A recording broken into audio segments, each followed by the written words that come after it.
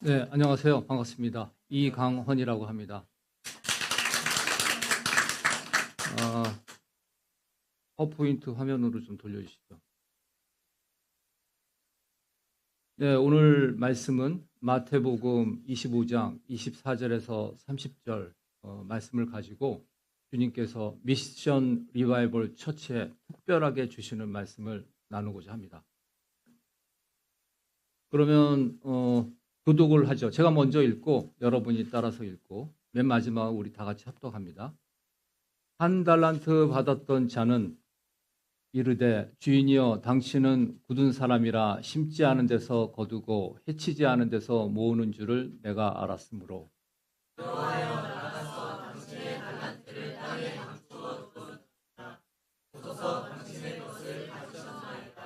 그 주인이 대답하여 이르되 악하고 게으른 종아 제 할 차례예요.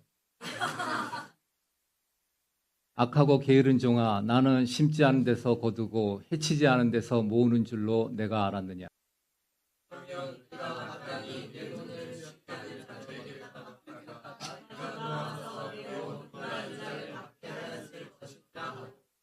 그에게서 그 한 달란트를 빼앗아 10달란트 가진 자에게 주라.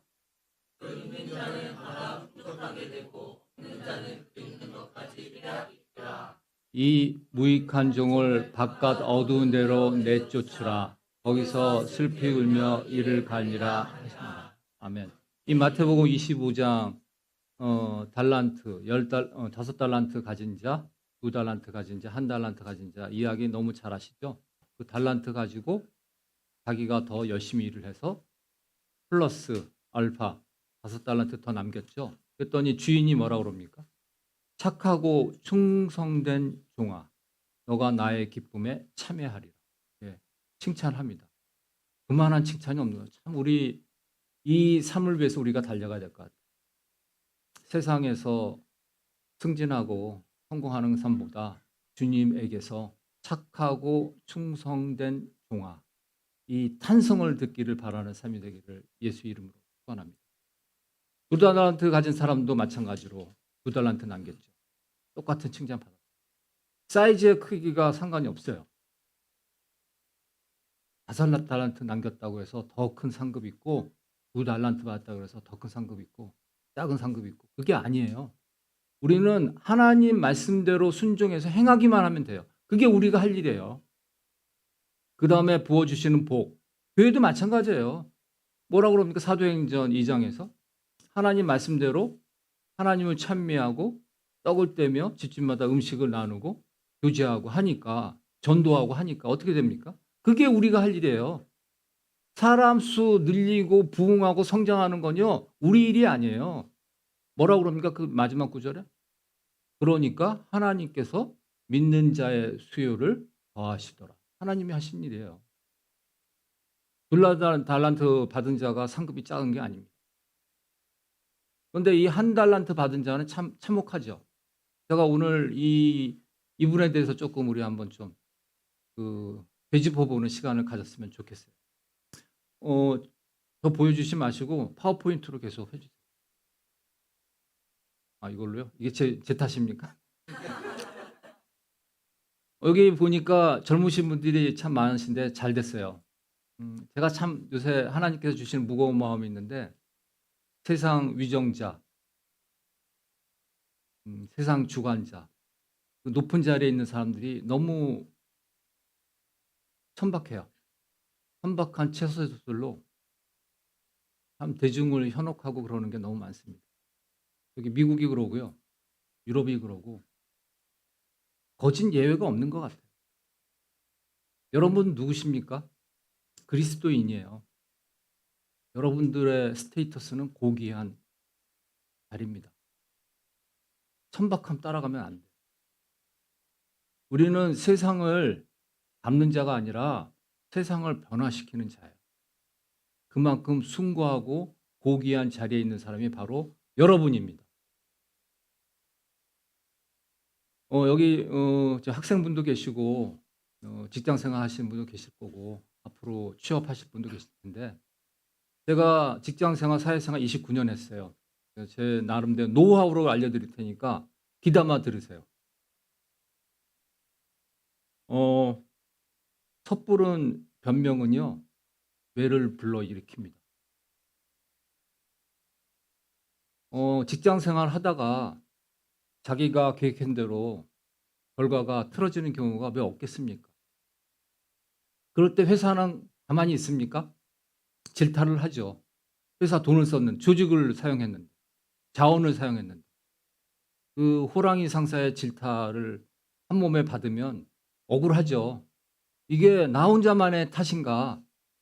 그 어떤 사람이 아주 저기 뭐야 그 태만히 해가지고 된 일인데 그 도움이 절실한 옆 부서가 도와주지 않아가지고 이렇게 된 건데 이런저런 이유가 복합적으로 작용한 일들이 많지 않습니까? 근데 마치 저 혼자의 탓인 양 질타의 화살이 저를 향해서 찔러대면 힘들죠. 이럴 때 많은 경우에 변명을 합니다. 그게 아니고요. 실은 이래서요. 그러면 어떻게 돼요? 매를 더 맞습니다. 열이면 9은 매를 더 맞아요. 자신을 향한 질타의 화살은 더 날카롭고요. 질타의 매는 더 매서워집니다. 그게 아니라 제가 많이 부족합니다. 제 실수가 큽니다. 죄송합니다. 했을 때 이 호랑이 상사의 이 포효하는 이 비난의 날카로운 송곳 같은 이 함성이 잦아들고 나를 향한 의심의 눈초리가 신뢰의 눈으로 시선으로 바뀝니다. 나보다 10수년 더 먼저 직장 생활하고 산전수전 다 겪은 이 상사가 어떻게 정황이 흘러갔는지 모르겠습니까? 다 알죠. 이러한 질타의 시간을 통해서 아래에 있는 부하 직원이 앞으로 클 제목인가 아닌가 그거를 유심히 봅니다. 섣부른 변명 정말 여기 코끝까지 찔러 올라도 참으세요. 그게 현명한 자의 태도입니다.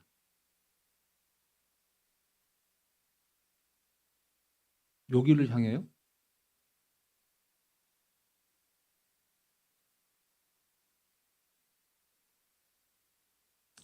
그 사무엘서 13장 말씀에 의하면 그 사울 왕이 블레셋 군사가 자신을 치려고 공격해서 들어옵니다.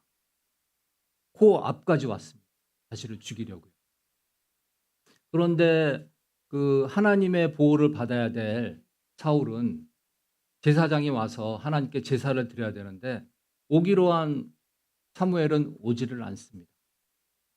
그래서 노심초사 하다가 결국은 참지 못하고 결국 자기가 지 맘대로 번제를 드려요.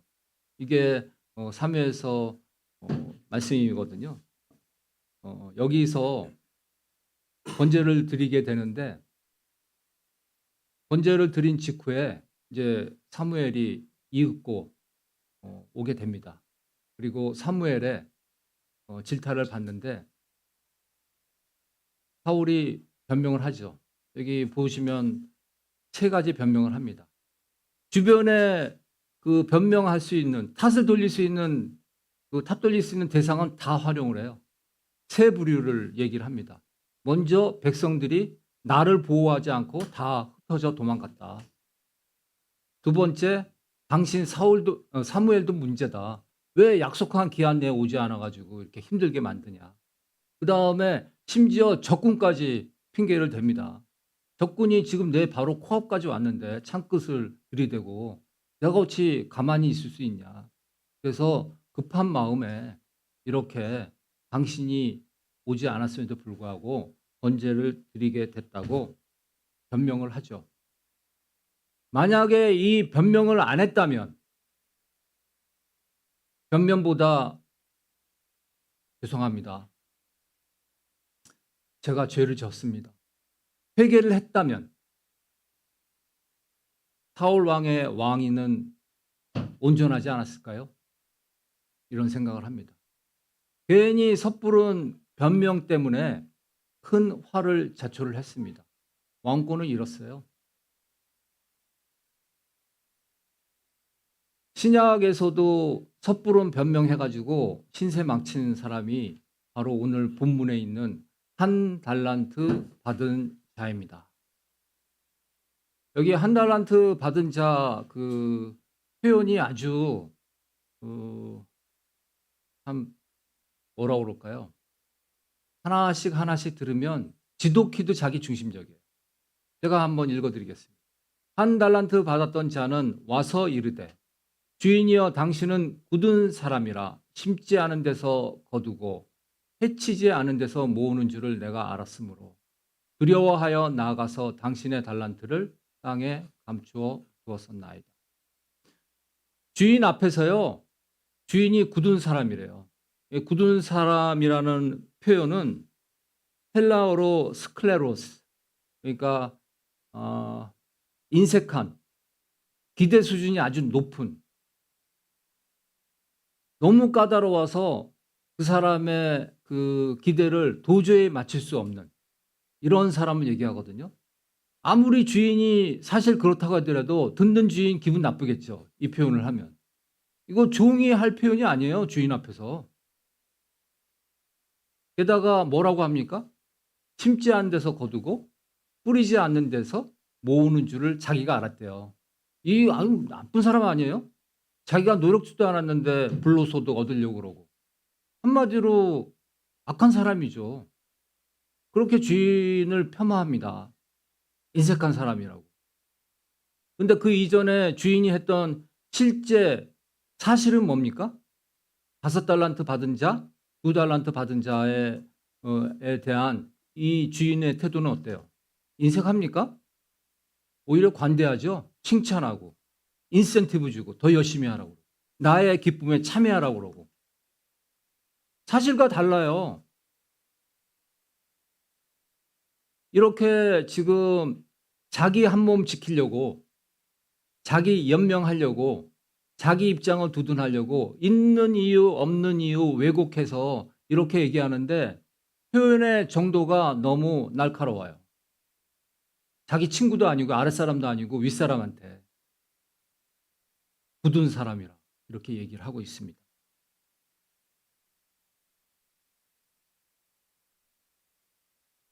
이 사람의 표현에 의하면요. 너무 자기 중심적이에요. 상대방의 입장, 동료들이 했던 태도 그런 거에는 관심이 없습니다. 오로지 자기 보전하는 거, 자기를 어떻게든지 방어하는 데에만 급급합니다. 요새 말세에 고통당하는 징후가 디모데후서 3장 2절에 나오는 뚜렷한 때 아닙니까? 뭡니까? 사람들이 자기를 사랑하며 돈을 사랑하며 배약함, 부모를 거역하며 쾌락 사랑하기를 하나님 사랑보다 더 좋아하며. 지금 이 사람이 표현하는 걸 보면 지금 말세에 고통당하는 징후하고 일맥상통해요. 자기 중심이에요. 자기를 너무 사랑해요. 주변에 보이지를 않아요.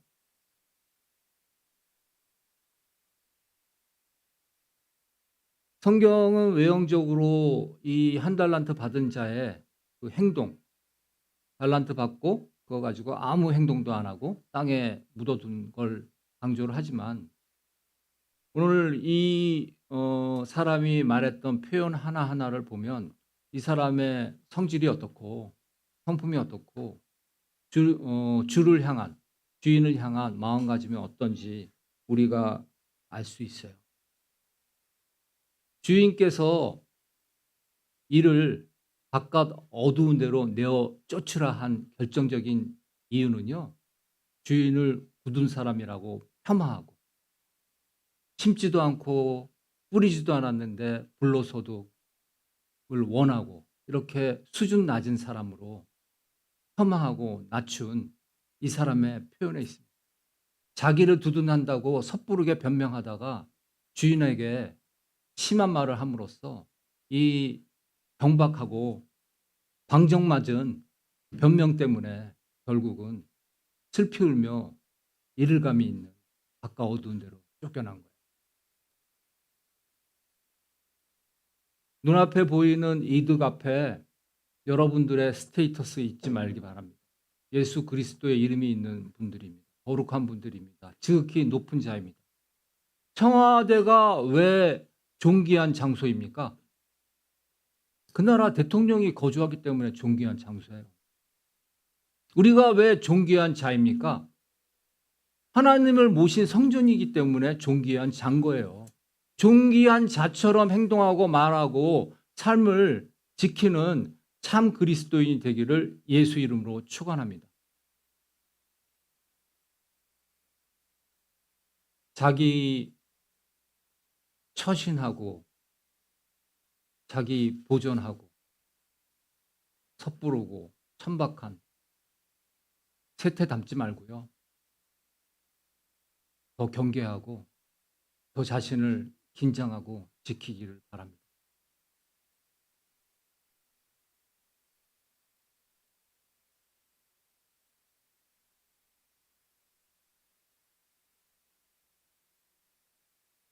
여기 25절 보면 이 더한데요.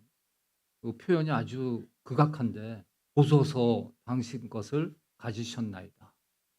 지금 주인의 마음이 어때? 이 한 달란트 가진 자를 향한 이 사람이 말하고 있는 이런 태도에 주인의 지금 마음가짐이 어떻습니까? 분노하고 있죠? 이 분노하고 주인 앞에서 지금 약을 올려요. 약을 바싹 올리고 있습니다. 봐요, 여기 한 달란트 있잖아요. 당신이 뭐 2달란트 줬으니까 한 달란트 준 거 그냥 드렸잖아요. 당신 손에 있잖아요. 뭐 그런데 이렇게 역정을 내고 그러세요? 아무 일도 아닌데. 지금 이러고 있어요. 이게 변죽을 사고 있는 거예요, 지금. 이게 할 얘기입니까?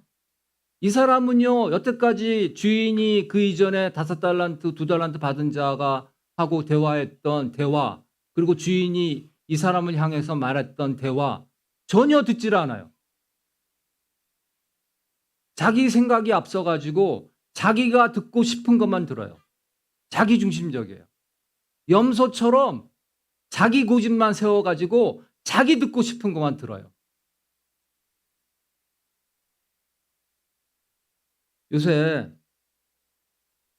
한국 사회가 많이 혼탁하고 혼란스럽고 어지럽고 아파요. 그 병세가 심히 위중합니다. 큰일 났습니다. 건강하지가 않아요. 과거에는 그래도 건강하다는 중도, 중간층이 두터웠는데 그 건전하고 건강하다는 중간층이 어디론가 괴멸이 됐어요. 사라졌어요. 없어졌어요. 양극단만 남았습니다. 양극화로 치닫고 있습니다. 경제도 그러고요. 정치도 그러고요. 사회도 그러고요. 조금이라도 반대쪽에서 얘기하면 그 사람이 얘기하던 틀린 얘기하던 맞던 얘기하던 듣질 않아요. 다 틀렸대요. 반대를 위한 반대만 있는 거예요. 대화가 되겠습니까? 억측과 왜곡과 거짓이 난무하는 사회입니다.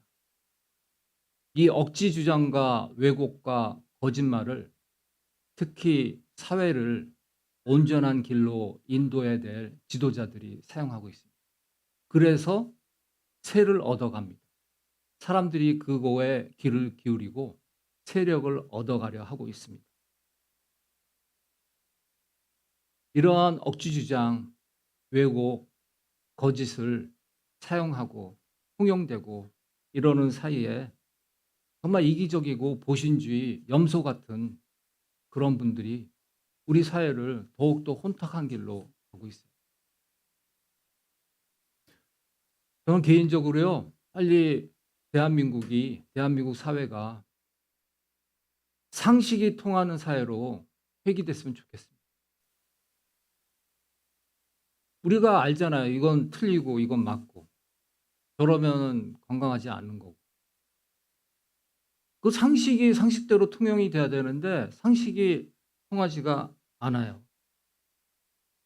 아무리 믿고 주먹질하고 멱살 잡고 싸웠던 철천지 원수라도 그 원수가 상식에 준하는 근거를 가지고 말을 했다면 페어하게 수용해야죠.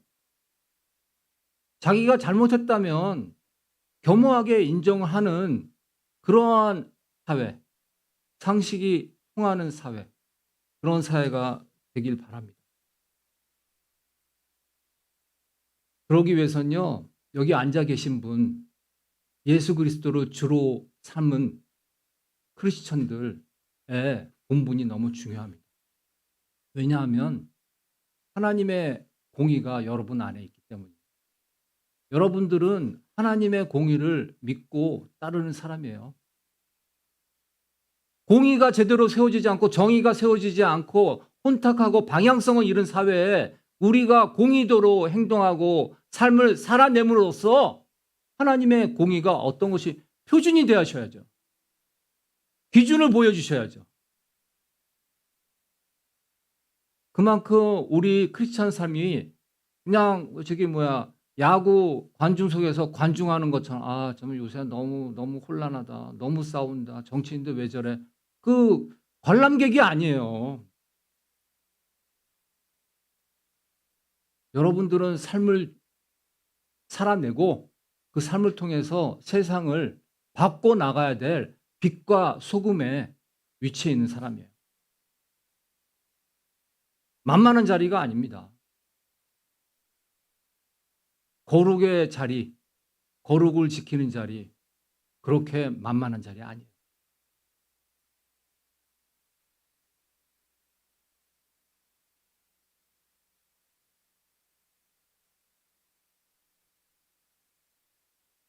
이사야서 5장 8절에 의하면 지금 우리 사회에 참 적용이 되는 우리가 경각해서 들어야 될 그런 말씀은 아주 상징적으로 표현한 표현이 있는데 이사야 선지사 때가 어때입니까?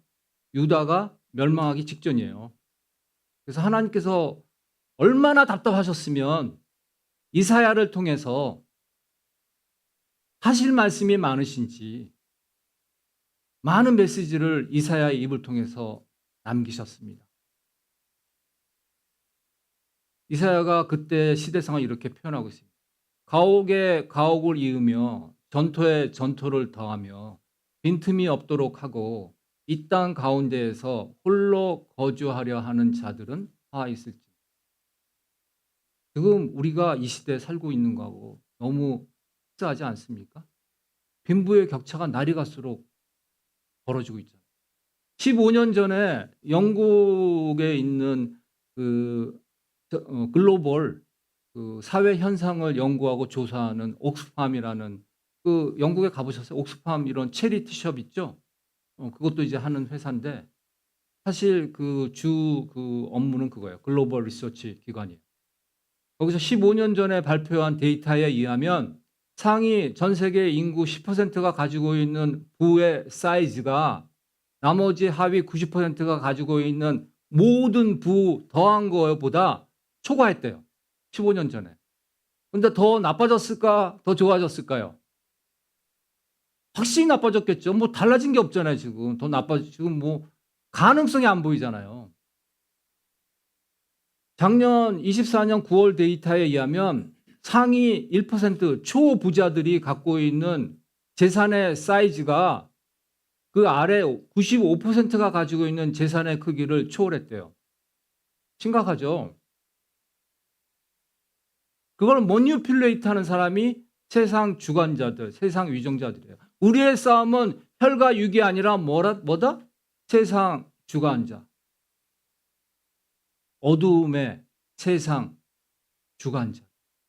하늘의 악한 영들에 대한. 여러분들 경계해야 돼요. 투표 잘하세요. 투표 빠지지 마시고 어디 놀러 가지 마시고. 지금 그렇게 빈익빈 부익부 현상이 아주 가속도로 치닫고 있는 현상이 바로 이때였어요. 이 소수의 부자들이 더 많은 부를 획득하고 착취하고 쌓아갔어요. 그거 하지 말라고 하나님께서 토라를 주셨죠. 무슨 법을 주셨습니까? 희년법. 전토를 빌려주고 돈을 받고 팔아도 49년이 되고 50년 때 되면 다시 돌려줘야 되잖아요. 이런 일이 발생할 수가 없어요. 희년법이 적용이 됐다면. 그 당시에는 얼마나 폐역했으면 희년법조차도 지켜지지가 않은 거예요. 마치 그 넓은 국가에 자기 혼자 사는 것처럼 땅과 집을 독점을 해서 자기가 가지고 있는 집이 그 집을 잇고 집을 잇고 남의 집이 틈을 타고 들어갈 수 없을 정도로 자기가 다 독점을 한 거예요. 자기가 가지고 있는 전답, 농토 이어지고 남이 낄 틈이 없었대요. 지금 바로 우리가 그때예요. 이거 뭐 남 얘기하는 게 아닙니다. 우리 얘기하는 거예요.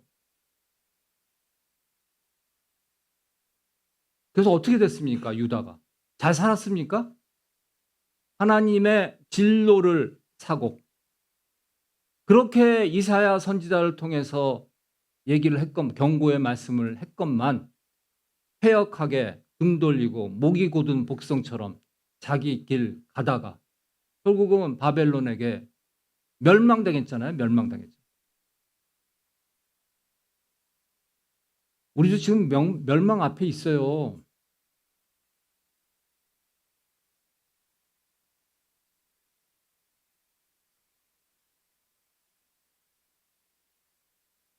교회 와서 힐링하고 나 위로받고 그럴 때가 아니에요. 지금. 여러분들 여기에 받으러 온 자들이 아닙니다. 드리러 온 자입니다. 예배 받으러 왔습니까? 예배 누가 받으세요? 예배 드리러 왔어요. 나의 믿음과 나의 시간과 나의 모든 온 정성을 드리러 왔어요. 드리는 자가 하나님께서 말씀하시는 그 말씀 듣고 나가서 뭐 해야 됩니까? 말씀대로 행해야죠. 살아내야죠. 진지하게. 자기의 거룩한 스테이터스를 지켜서.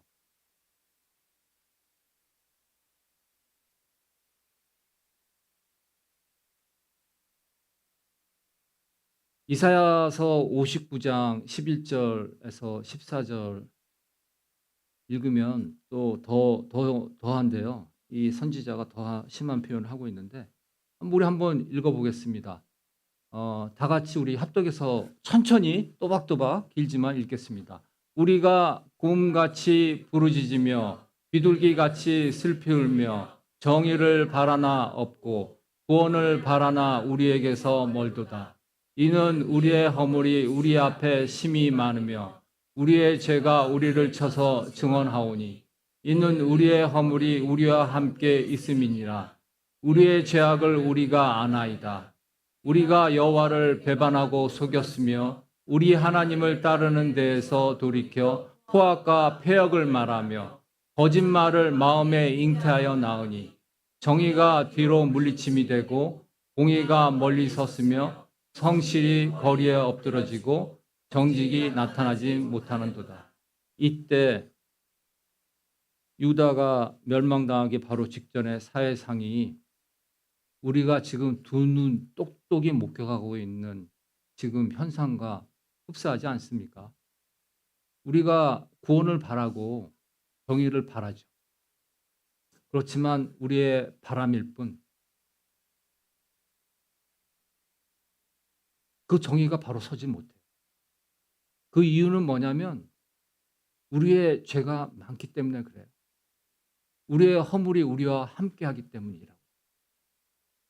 하나님을 속였고 하나님을 따르는 데서 돌이켜서 오히려 우리가 포악과 패역을 말하고 심지어 거짓말까지 한다고 합니다. 이 경고의 말씀에 떳떳한 분 계십니까? 나는 아니야. 그 결과 어떻게 했습니까? 우리가 정의를 구하고 바라나 정의는 뒤로 물러가고 하나님의 공의와 성실은 땅에 떨어지는 이 현상이 이때만입니까? 여러분 두 눈 똑똑히 지금 목격하고 있잖아요. 얼마나 사실을 왜곡하고 있습니까? 사회를 이끌어가야 되는 사람들이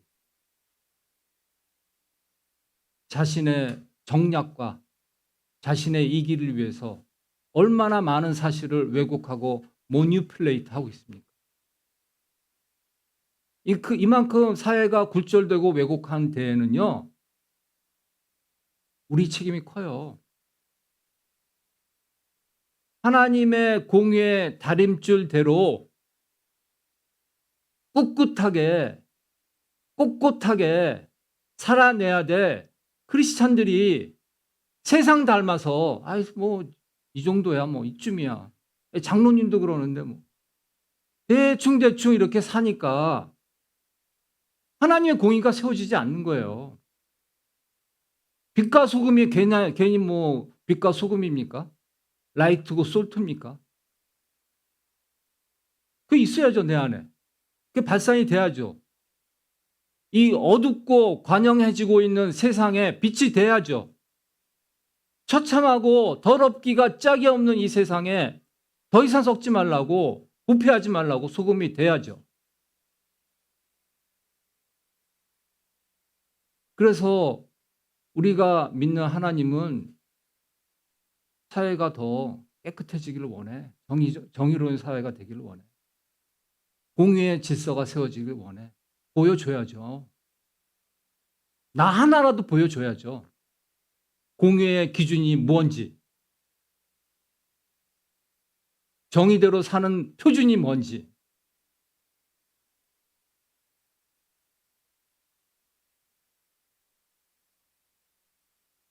지금 우리나라 그 어느 때보다도 우리나라 전체 역사를 통해서 현대를 호흡하고 있는 크리스찬의 삶이 이처럼 막중한 때가 없습니다. 괜히 휩쓸리지 마세요. 둘 중에 하나예요. 세상을 닮아가느냐, 세상을 변화시키냐. 그 다음에 없어요. 이것도 하고 저것도 하고 그러면 그거는 세상에 닮아가는 거예요. 여러분들 하나님께서 왜 부르셨습니까? 모든 것이 합력하여 선을 이루시기를 원하시죠? 여러분들 삶에서. 그 전제 조건이 있어요. 그것만 좋은 것만 딱 취사 선택해가지고 그것만 갖고 있는데 전제 조건이 있어요. 하나님의 부르심을 입은 자들은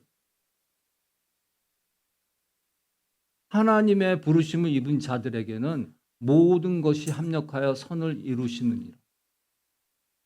여러분들 하나님의 뜻대로 부르심 받은 자들. 하나님 뜻대로 사시길 바랍니다. 하나님 말씀대로 살기를 바랍니다. 그 아멘이 그냥 버벌한 아멘이 아니고요. 행으로 살아내는 아멘이 되기를 예수 이름으로 축원합니다. 비겁하게 섣부른 변명하지 말고요. 남이 한다고 해서 가벼운 거짓말하지 말고 사실 왜곡하지 말고 투명하게 정직하게 사실에 입각해서 정직한 삶이 되어서 내 삶을 통해서 하나님의 공의가 정오의 해와 같이 빛나는 진정한 참다운 그리스도인의 삶이 되기를 예수 이름으로 축원합니다.